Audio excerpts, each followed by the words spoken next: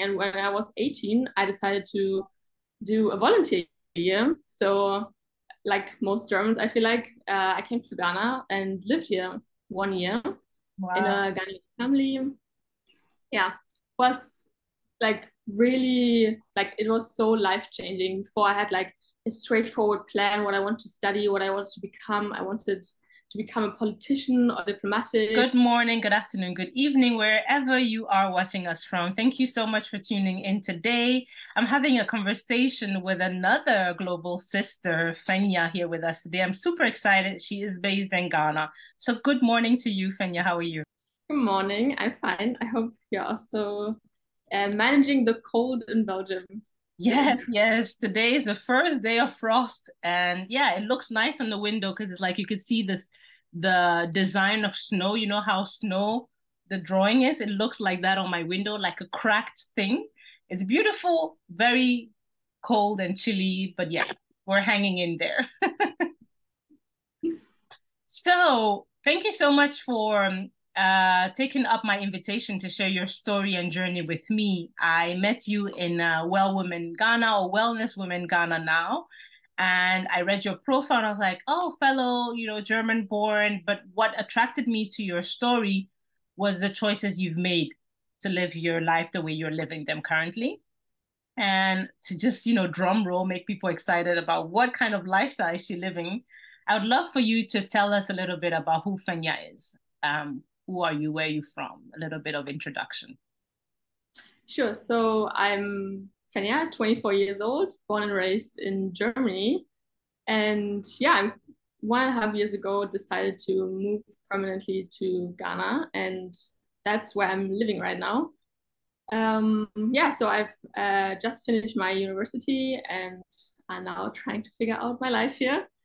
But yeah, I grew up in Berlin, so I'm a city girl from my heritage, I would say. My parents are like living there. They are both Germans, both engineers actually. So I think really a very typical German family, very security based, very moving within the patterns of society, stuff Mhm. like that. So yeah, I had a beautiful childhood, like very secured, very free and all that. I could do whatever I wanted. I had a beautiful education, all the privileges. So yeah, also like middle class family. So as I said, like privileges I grew up in. And so yeah, that enabled me to do what I just felt like doing. And when I was 18, I decided to do a volunteer year. So, like most Germans, I feel like I came to Ghana and lived here 1 year in Wow. a Ghanaian family. Yeah, was like really like it was so life changing. Before I had like a straightforward plan what I want to study, what I wanted to become. I wanted to become a politician or diplomatic. I was really, really passionate about like global politics and what is happening and like so vocal about things that I was like young and the typical I want to change the world kind of girl. So yeah, but I came here and things really changed also because of the organization I came with. They were like really um, focusing on the whole racism, Eurocentric kind of topic, and they really changed. And they gave me so much input that it really changed so much about um, who I thought maybe I was, and I started reflecting on my own on myself and what I want to do and all these kind of things. So it was like the starting point of my journey, I would say. Mhm. And yeah, I came back and just decided I heard from a study program. It's called African Cultures and Societies. And yeah, I decided to do that. And so I just finished that and have been like visiting Ghana, like coming and going. Had a very good friend here all the time. And from friendship turned into something more. So 1.5 years or 2 years ago, I decided that I am done with all the things I have to do in Germany. like all the classes and all these things. So I thought I would just quit my apartment, move, like sell my stuff, and put all my stuff that I didn't really need in boxes. It wasn't really a lot. I was like kind of a minimalist. So yeah, I just packed my suitcases and came down here. And now I'm living a kind of really simple, quiet, but really so much. I'm like learning every day, and I'm trying to, I don't know, just become one with the surrounding around me. And it's like a whole kind of learning process because it's so different too. So yeah, so that's what I'm doing. I'm also helping within my partner's having a nonprofit, so I'm helping with that currently. But yeah, what I really want to do is um, like sharing also my journey, because I feel like so many in our generations are having this like purpose for, or like the strive to finding purpose and fulfillment outside of this kind of societal box, and the way we, especially in the global north, I feel like the secured kind of way we like tend to just follow. Yeah. I'm beginning to step into that, and that's, I think, what I ultimately want to do: share stories through different kind of things like cooking. I'm a plant-based cook, and really enjoy this new journey of like learning about all these indigenous kind of spices and foods and experimenting with them, being vocal about them, because I also see how westernization is like taking over here in so many ways. And yeah, that's what I think. Thank you so much for sharing that part of your journey with us. And I think before I hit record button, we were talking about what, attracted me to your story. And I said that I actually commend you for trying to live a life outside the box, as you said. And that's what I thought was so inspiring to me, because so many people feel like you're born, you go to school, you get a job, you get married, you buy a house, or you buy a house, you get married. I don't even know what the order is anymore. You have kids, you have a dog, maybe you go on holiday twice a year, and that's life. It's already kind of designed and planned for you. Even sometimes where you go on holidays, like, oh, you go in the summer to Spain, you go in the winter to France or something, or Austria to ski. It's like, whoo. And a lot of people, myself included, I felt claustrophobic by that notion. I was like, oh my God, this is gonna be my life. I want an escape from it, and I didn't know what. And that led me to Ghana. My own self-discovery journey led me to Ghana. Obviously, for obvious reasons, I am Ghanaian. For yours, maybe not so obvious, but still. So I'd like to take you back to your childhood, because you talked about coming from a typical German family. When people hear German, they hear very structured, very, balanced, very, hardworking, and, engineers, basically. So it's funny that you said both parents are engineers. Are you an only child? What kind of family dynamics do you have? Do you have brothers and sisters?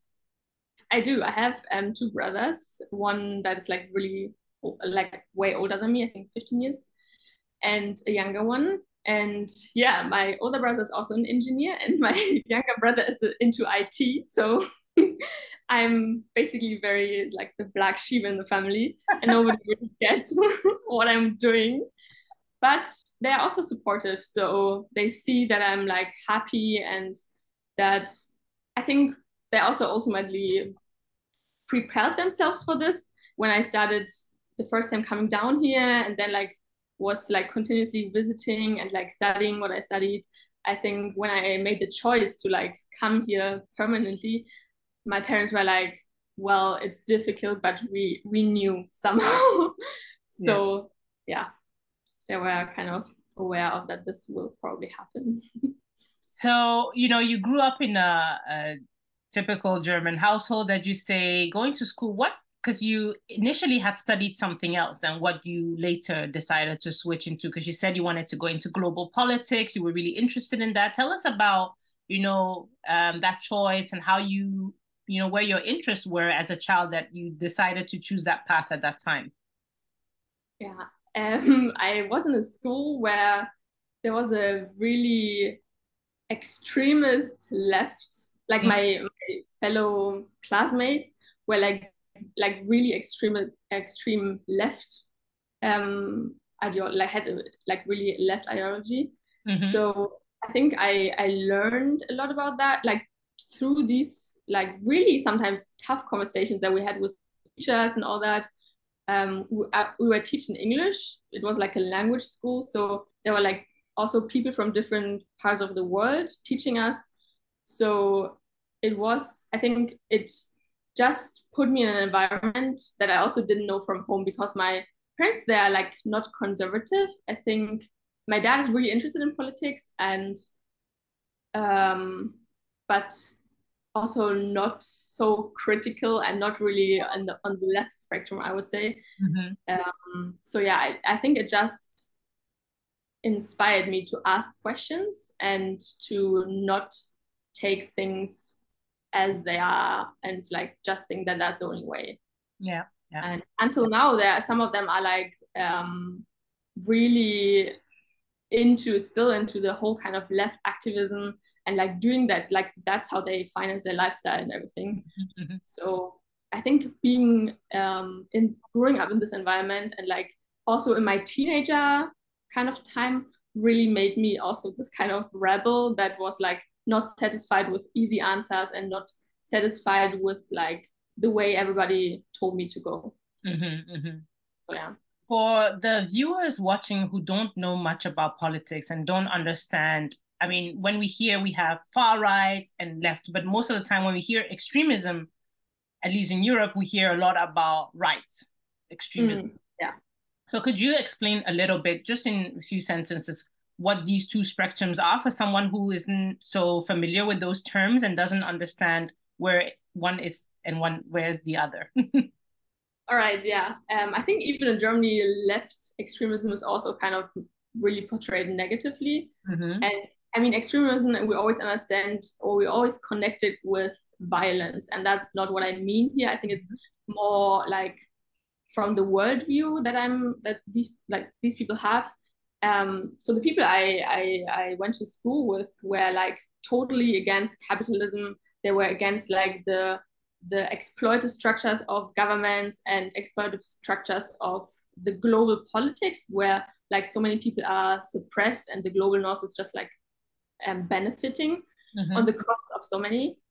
And there were also in my school like more right-wing people because there were a lot of Russian people and I don't know why, but they were maybe inspired by Putin or something, more into the right worldview, where it's also like it's really focused on identities that are connected to skin color or religion, all of that. So they're mostly like, if it's like extreme right, they're mostly really racist and like anti-Muslims.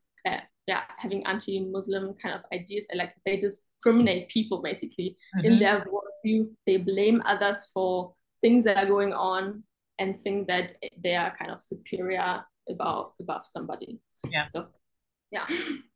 Thanks for that breakdown for, those watching who are not into those terms. And, growing up in Europe, those terms are very, we know what it means and we know how it's experienced on both ends. But when I imagine people living in Ghana who have lived almost in a society where everybody looks like them, yeah, there is maybe colorism is another way of differentiation, or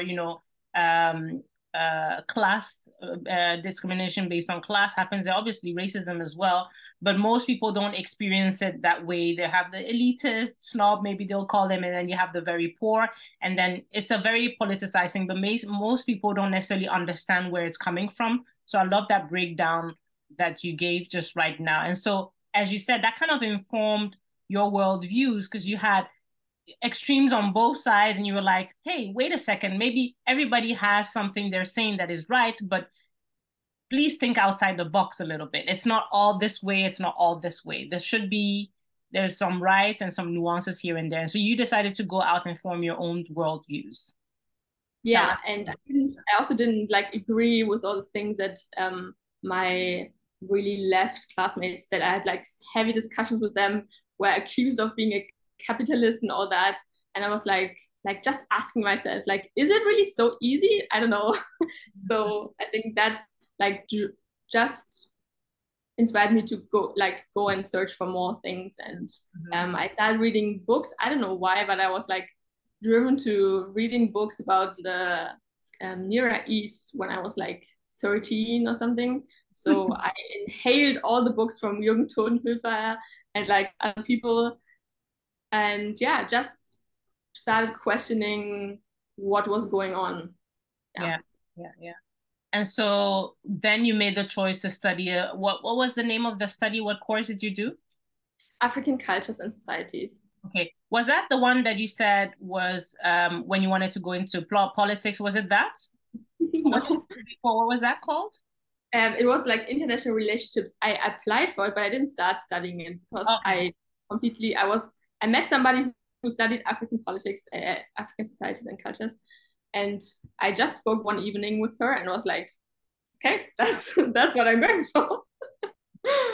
Yeah, so then I changed my plan and just went to the uni. You didn't even need to apply for that. You can just sign in, and it's a really small kind of course. Yeah. So it was really amazing. Yeah. Interesting, that I studied intercultural relations management. So it was when I started my course was called international relations. So it's interesting that you almost did something similar to that and still somehow ended up there, but a more kind of niched area. You chose the African idea. And where did that come from? Because yeah, you spoke with someone that got you interested in the course, but had you ever been to Africa at that point? Yeah, that was like Had right done after my 1 year like of staying here. yeah. Um, and yeah, I like there's no rational explanation to that. I didn't like question why I wanted to do that. It was just a gut feeling, so I just went for it. And yeah, it Interesting. turned out pretty cool. So tell us about your first experience when you first came to Ghana for that volunteering. Did you, when you wanted to volunteer, did the organization have different countries to choose from? And if Yeah, so, what drew you to Ghana? Because at that time you hadn't been there. You didn't know anybody, I presume, in Ghana. that's right. I didn't know anybody. So there were different countries. It's like a global organization. So there would have been the option to like go to the Near East. I would have gone to the Near East, but the things happening there. Nobody sends volunteers there, and especially not 18-year-old uneducated people. Yeah. So yeah, I was like, okay, so the next thing that was kind of close to that was like Africa, and there were also no Northern African countries that I would have preferred. But I just had to choose from the list of countries that were there. So I didn't really know anything. So I just chose Ghana, Kenya, and I think the third choice was even India, because that was also a country that was kind of always really, I don't know, I was just like driven to it. Yeah. So yeah, I didn't know anything. I just went there without any knowledge. I didn't even Google it before. I think I just like landed here and I was like, okay, yeah, I'm there. Let's see. So yeah, but what this day really like, what coming here really changed, I think it started this process of like making me aware that I'm white, Yeah. because I grew up in a society where I was like the part of the majority, and it was like nothing that was like spoken about. Like we point in when something in the news happens, like we always point out if it's like a not like a person of color, but we never say the white man, like whatever. Mm-hmm. So yeah, it made me aware of my whiteness and of my privileges and of my like where I come from, everything. Yeah. um and this huge part of my identity that I didn't really know about, I think that's what like started to become like what I became aware of within that year. Mm. And it continued like to be more important, and like I don't know, just created more awareness also how I go through the world with this knowing that I'm who I am. Yeah. Yeah. You know, I really love what you said because this is the first time I'm having a conversation with a, let's say, white person. It's very I need to say that word right now because when I speak about the return to Ghana, return to the African continent, I speak mostly with Africans, whether they are, Africans that are returning for for a long time, or African Americans who were taken and brought back. And so the return has a very spiritual thing, and it has also a very strong identity thing where you feel like, oh my God, I am now aware of who I am. And I've never had the conversation with someone non-Black who has had the same thing. So for me, this is fascinating that you and I have had the same reaction of, oh my God, I am Black. And you had the awareness like, oh my God, I'm white. Because I lived in a mostly white society. And I was aware of my Blackness because I was made aware of that all the time. But for the first time, I was part of the majority. And so everyone now looked like me. And so I realized how different it was for the first time when it was shifted.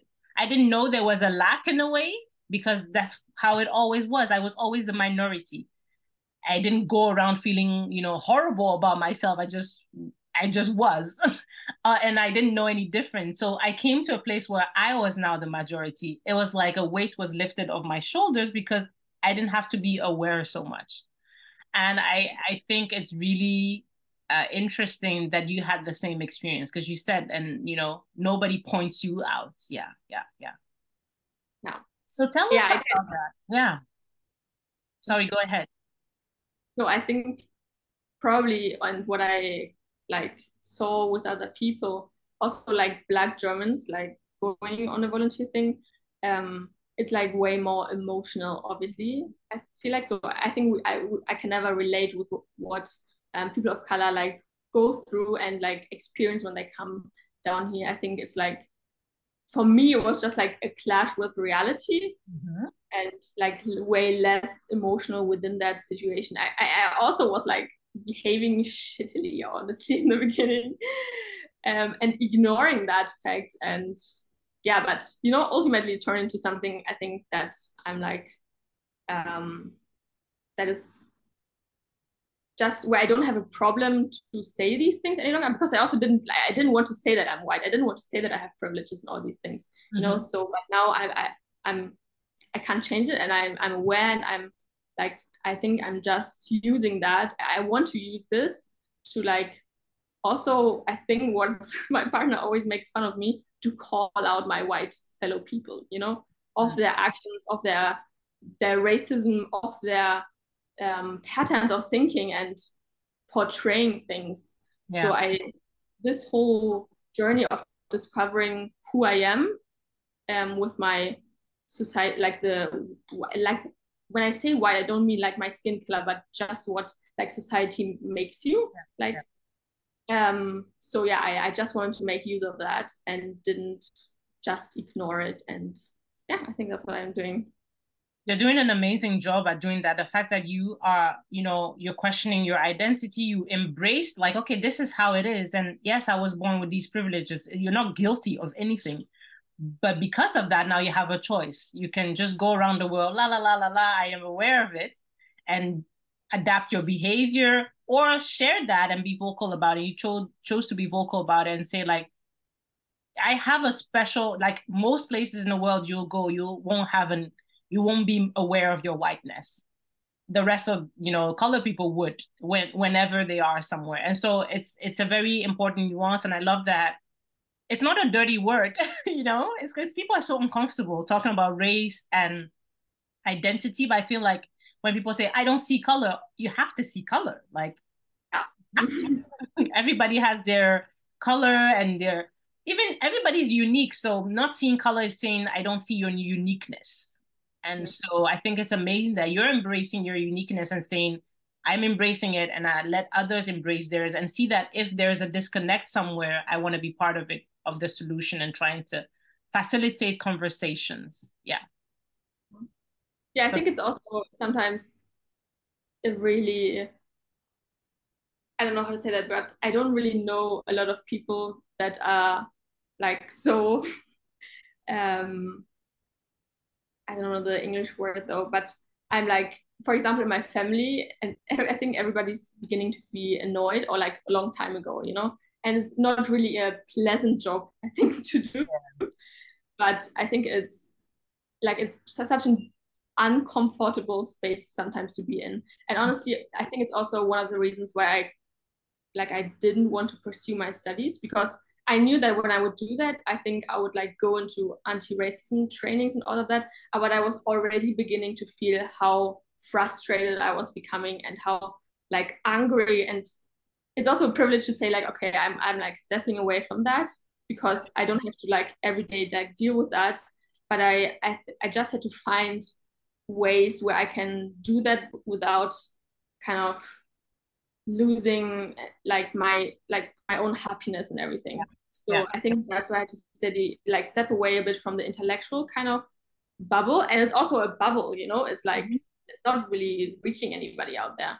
So Yeah. yeah, and I think I'm trying to find a way to like make it more part of my life. And when I will start this whole storytelling thing that I also want to pull up, that would be also a major part of that in a more, I don't know, healthy way for me. Yeah. Yes, yes, yeah. I love that you said that because you know, as a Black person with George Floyd and just a lot of the things that happened over the all the many years, but just there's I don't know the exact word. Is it black? There's a fatigue. There's a word and then fatigue. I don't remember. I don't know if it's called racism fatigue, but something where Black people are no longer wanting to take part in the conversation because it's like, oh, so draining. I don't want to explain again. And I don't want to necessarily be that advocate or activist all the time because just being Black is like activism. Just showing up and just living your life is like, ooh, I'm fighting every day. And so a lot of people of color felt or feel like they're tired of being the one to have to do the work and explain. And I think it's beautiful that you're saying I have a privilege of being able to walk away because as a person of color, you can't avoid that conversation. But as a white person, you can, but you also turn it into something beautiful. And I think that's what a lot of people struggle with and say, oh, if you don't want to take part in a conversation, then you're not fighting for the thing. But you can bring about a change without fighting. And I think that why it's beautiful is that you're choosing to live your life and transform your life and showcase the beauty of Africa and as a way to fight not fight, not even use the word fight, as a way to kind of bring about a solution and bring about a different angle and open the conversation, open the world to Africa. And I think that that's also activism. So thank you for Yeah, that. and I just sprinkle, I feel like I would always sprinkle a bit of like criticism and like pointing out still into that. So because Yeah. that's yeah, so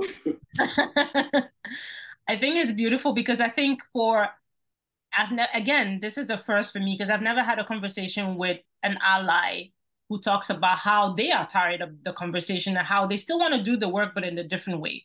And I say to people of color, like, I don't want to go to a march. Like, I don't want to demonstrate and I don't want to post 50, whatever on Instagram or on Facebook. But I'm going to live a good life. And whatever that good life looks like, that's what I'm going to use as an opportunity to still keep the conversation alive. And I feel like a lot of people of color are sometimes embarrassed of that or feel guilty that they are not, pumping their fist on the streets and they're not as vocal on certain topics. And so they are pointed out as if they're not doing enough. And by you saying, how you're finding a way to kind of open the conversation, and that's how I see it too. Like I am not on marching, but when I am one-to-one with someone, or if I have the platform to educate or to talk about certain things, I will be vocal about it because I feel like there are different ways to work on this thing. And so I hope that more people find their way is that living your best life, whatever that means, can be a form of activism. that's beautiful. And I love that. And yeah, I agree. So tell us a little bit about what you are doing now in Ghana. You mentioned that your partner has an NGO that you're helping with, but with your studies, what did you actually learn? What are some of the things? Because it sounds Yeah. nice and fancy, but what do they teach? Yeah, I think it's like an interdisciplinary study. It's like anthropology, sociology, also like into the whole NGO world. But I think, yeah, so I have knowledge in like, I think few, like several things, but not really something that is really like deep. I have not studied mathematics and I'm like really good in mathematics now, you know? It's like I got like insights into so many different fields, also into history, what is my one of my biggest passions. And I think it's a beautiful way of like also challenging things and like telling a different story, um, and changing the narrative. So yeah, I think what I'm doing with also like the NGO is called Maven Heart, and we're doing right now a whole restructuring thing, and I'm just helping with especially what is like a really important thing for me, like not using these NGO kind of perspectives that, or like the whole development world has a certain way of like portraying Africa, and we don't want to step into that. We don't want to like work with volunteers and make them go back more racist than they came down. So this whole thing is something that I'm like helping with, and uh, yeah, just finding ways to like change that in our small bubble here. Yeah. And yeah, and what else I'm doing, as I said, I just finished my studies recently, so I was also writing some papers that I neglected throughout the course. And yeah, I also, the moment I came down here, I suddenly became a mom because my partner has a child. So I'm also the whole last year, and yeah, it was like a journey of like discovering how to be a mom, I would also say. And it's like way more time taking and energy taking than I thought. Yeah. So it's also a big part of my day, and also seeing how the school system works here. Like she goes to school, but I'm still trying to like make sure that she's also getting like really a lot of different influences and perspectives and inputs outside of school. So I'm not homeschooling, but I think I'm in a way I'm homeschooling, not, but it's not the major schooling that she's going through. It's just like in addition. Yeah, yeah. That's what I'm also doing. I'm trying to teach her also like things, practical things in the garden and everything. So yeah, that's what I'm also doing. Nice, nice. And you talked about your love for food and indigenous spices and all of that. Could you tell us a little bit about that? Yeah, I grew up in a family where my parents loved traveling, so they always loved international foods. My mom loves Asian cuisine, and so I grew up with that. I grew up with a lot of different kind of influences. I mean, Berlin is like really a beautiful place for that to grow up because you have basically everything there. So yeah, I grew up with like just always this like drive to like exploring new foods. Whenever we traveled, like we went, like our vacation was like finding the most exciting new foods and everything. So I grew up with this interest in it, and I always wanted to become a cook when I was small. So yeah, it's just when I turned then plant-based 6 years or 7 years ago, there was not really such a big plant-based scene. So I started cooking, like, and I just found my passion, that's my happy space. That's what I do when I have to like take my mind off and everything. And so coming down here was first a challenge. I went to the market and I was like, oh gosh, all these things are looking so different. I don't even know how to like cook them. When I didn't know how to cook yam in the first place, or like the sweet potato, even though it's has like things have the same name, they are quite different. Yeah. So yeah, but it made me so curious and challenged me so much in a way, and it's still an ongoing journey, that I just fully dived into, and like was like, okay, I'm now here, so let me be now here and embrace what's here, and not try to like copy and paste what I did in Germany, but first learn what these things are, what the things are, like what kind of options I have here, and then see how I can like utilize them to like create something new, also like to learn how to make the local dishes. Mm-hmm. But yeah, since it's plant-based, it's also kind of mostly like some switches always. Mm-hmm. So yeah, that's what I'm doing. And the plan is I'm still learning. Um, yeah, I'm just learning and being patient with me. But the plan is also to one day like dive into that on a and in a way where I can make money from that, like open a restaurant or like a food catering service or something like that. Yeah, yeah, lovely. As a way to, share the local spices and ingredients with the world, for those that love plant-based food, and make it more exciting and, global. So thank you for that. So tell us about, the stories that you say you want to share. How do you go about that? What are you currently doing with that? Are you already, because I know you have a beautiful Instagram page. Share us a little bit about that.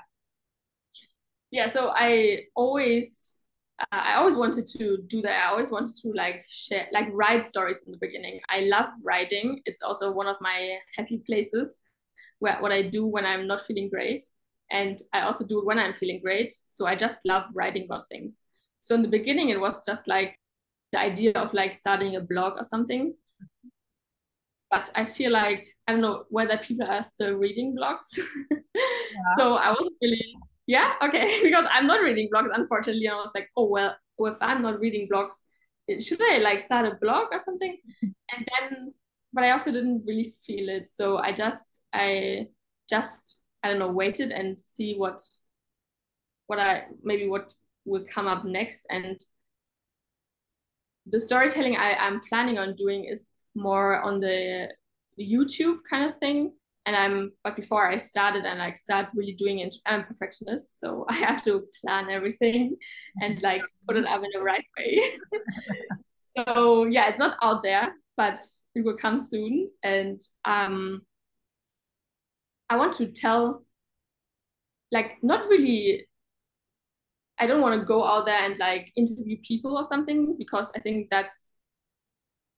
it can be a part of what I'm doing, but I think more of like showing the life I'm living and showing also maybe the spices and the indigenous kind of also wisdom and all these to first of all on how people see Africa and like life in Africa and everything, but Mm. also to, as I said in the beginning, inspire to like just live a life that is maybe different and is not fitting into the also perception of this like life maybe my parents would wish for.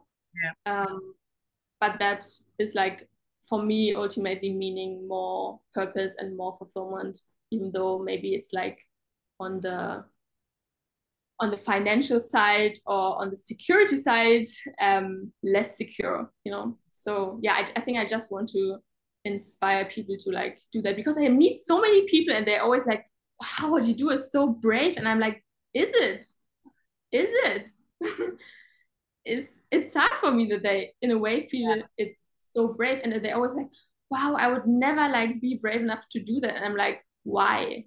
Mm-hmm. Like what holds you with like what stops you, you Yeah. know? And I think I see how my generation is like in need of purpose, I would say, and Mm-hmm. in need of like people that are not becoming influencers and like buying the big villas and driving Lamborghinis, but rather like reconnecting with themselves, but also with everything around us.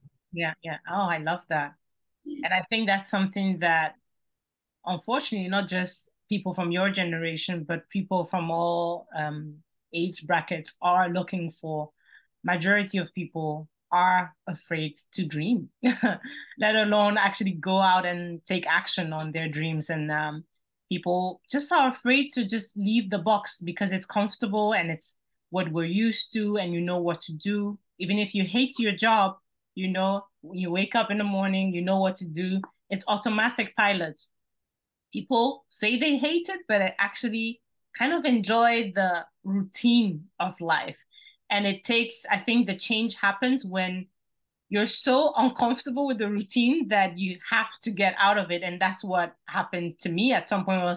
I was like choked, like I couldn't breathe. I felt claustrophobic because, and nothing was wrong with my life.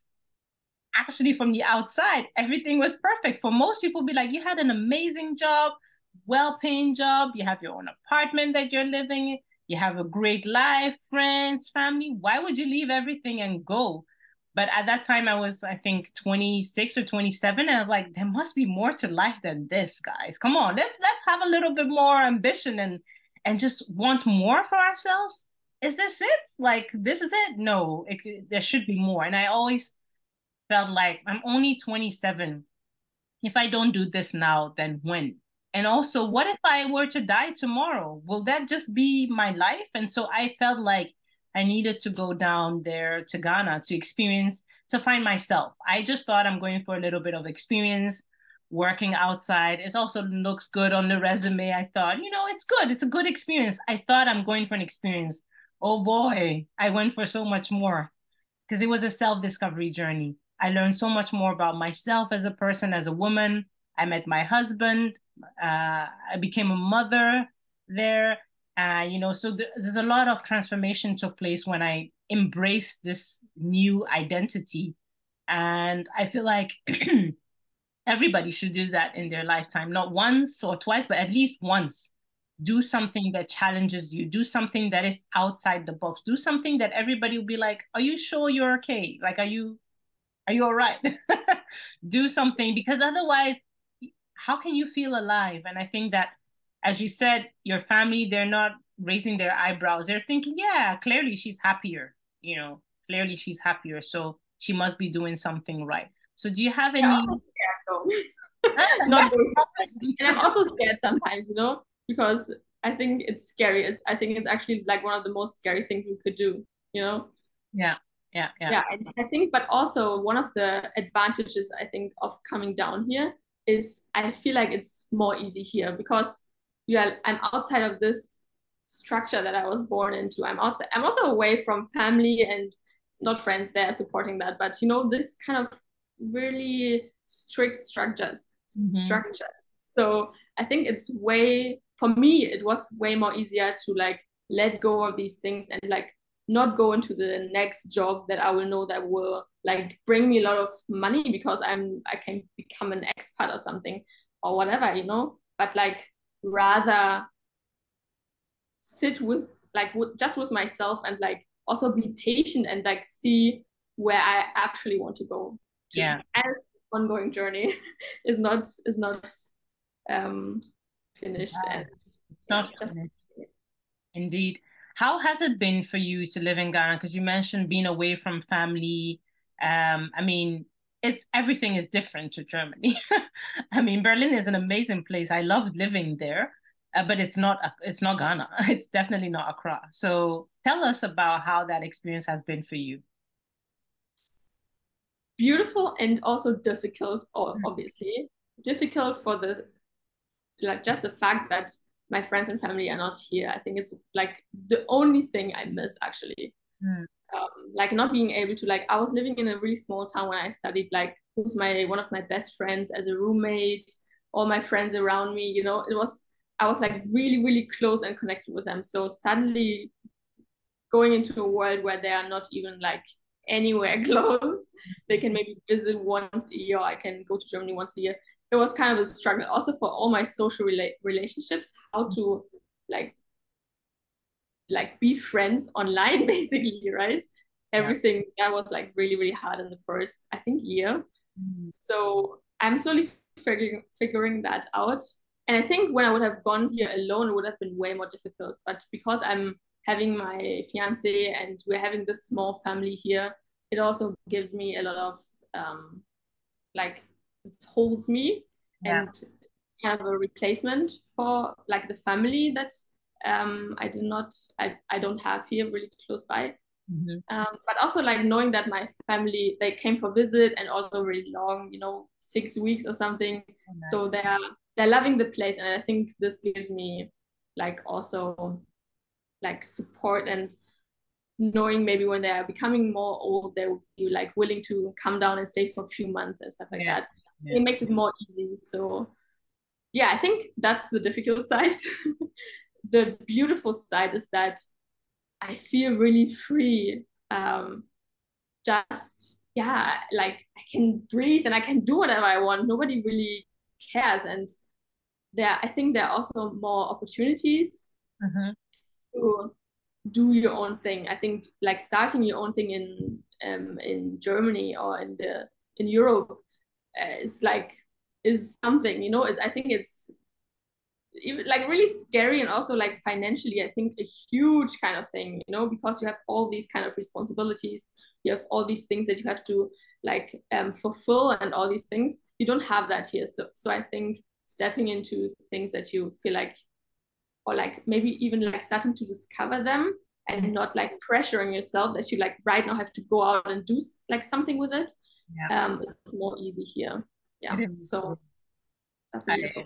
completely agree. I think Ghana has a way to make you feel entrepreneurial and easily.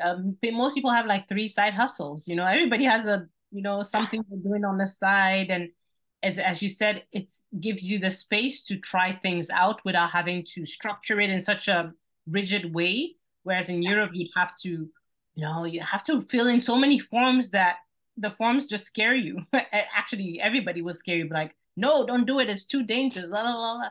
Whereas in Ghana, it's like, oh, you don't start already. Like people are starting from their kitchen and simple businesses that evolve into big businesses. So definitely go out and try things out. I say flirt with the ideas. You don't have to marry anything. Just flirt with them. That's cool. Yeah, I love that. Just go out and flirt with them and see what feels right. And I wish you good luck with all these things you're doing. I'm super excited for you. I cannot wait to maybe meet you when I come to Ghana and see all about all the things you're doing with plant-based food and how you're telling our culture and our stories through that. How has it been for you to make friends? Because I know that making friends as an adult can be quite difficult, and you're now maneuvering in a world where you stand out, Yeah, unlike where you lived before. How has that been?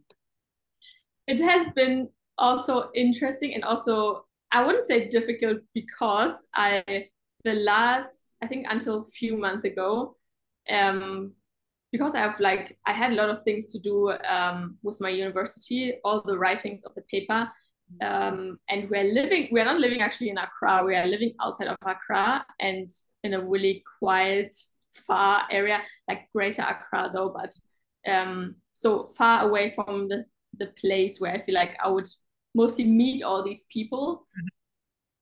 So yeah, and also going to Accra is seriously draining me. Like the loudness, the pollution, the just like even the way there is already is long and everything. So I didn't really feel the need to do that. Also, my partner is like really extrovert. I have a lot of visitors here, friends. His friends also become my friends. Mhm. And because my friends, I think I had like visitors from my friends every like 1.5 months in the Mm. first year. So I didn't really had the need so much to like go out, because then they stayed for 2 weeks or 3 weeks, and then Mhm. they went and the next came. And so yeah, I in the first year I also didn't really look for friends. I don't know. It's kind of weird to say that, but I didn't feel the like doing it, and like not the energy, and also just like not the drive. But since finishing uni and like having, I think, more energy available to that, I'm feeling how it's like driving me out, and like I just want to meet new people. And also this wellness woman thing, honestly, I was like so like wow. I mean, there's so many amazing women outside there that are doing things that I find so inspiring, and I just want to get to know them. Yeah, And yeah. yeah, so I think within the last 2 3 months this thing really changed. And the area where we live in also, like some foreigners also live here, but also people that are like into like different things, also like yoga teachers and all of that. So I'm beginning to like step into that, and it's interesting because I think the friends that you make here are really way more international than I had in Germany, obviously. yeah, not only Ghanaians, but like from all over the world, different kind of identities come together here. Mhm. So I think it's going to be a beautiful kind of thing that will happen within the next month. Yeah. And yeah, I'm really excited for that. Yeah, it's amazing. Ghana can really be a global village because there's so many Yeah. nationalities and so many different foods and cultures. It's like, wow, I've had more different types of food in Ghana, in Accra, than I've had traveling around the world. And I'm like, wow, they have Iranian food here. Wow, they have Serbian. Like they have so many different, like what in Accra? So it's really nice. And I love that you're living, outside of Accra because Accra can be a lot. We're also currently building outside near Ashesi. So I think it's really nice. Are you in the eastern region? Where are you? I mean, it's So I'm Ghana, so more towards is it Greater Accra? Then I think it's central. Oh God, I'm living close to like around Kasoa, oh, but I'm okay. actually by the beach side, so it's like really So really cool. near Kokrobite or Yeah, maybe but behind like inside, yeah, that's not in nice. there. Yeah. That's really nice. Yeah, my aunt and my mom also has a house near that area. So I think, yeah, it's really nice. You have the beach, it's quiet. There's yeah, definitely. So enjoy the thank you. Yeah. No, go ahead. And like a lot of nature also around me, so I love that fact because like that's what I definitely lack, and that's why I never could live in Accra. All the like it's just too much cement and buildings and people and everything. So yeah, here everything is really calm and natural. So Nice. I love that. I cannot wait definitely to come and visit you. Thank you so much for sharing your story with me and your journey as becoming self and unlearning and relearning and all of that and inspiring all of us to step out into the world and do our own thing, whatever that is, to go out and discover it. So thank you for this inspirational story. And yeah, I hope to meet you when I come to Ghana. sure, you're always welcome. And yeah, thank you so much to you, like giving me the opportunity to like talk about these things. Yeah. Um, really, I know I feel really empowered to like now go out more and share these things more and sooner than I always plan to. I think things sometimes don't have to be perfect to like put out there. They don't. Yeah. You can perfect it on the go. Because if you never put it out there, you never know what you want to change about it. So put it out and see how it's received. Thank you.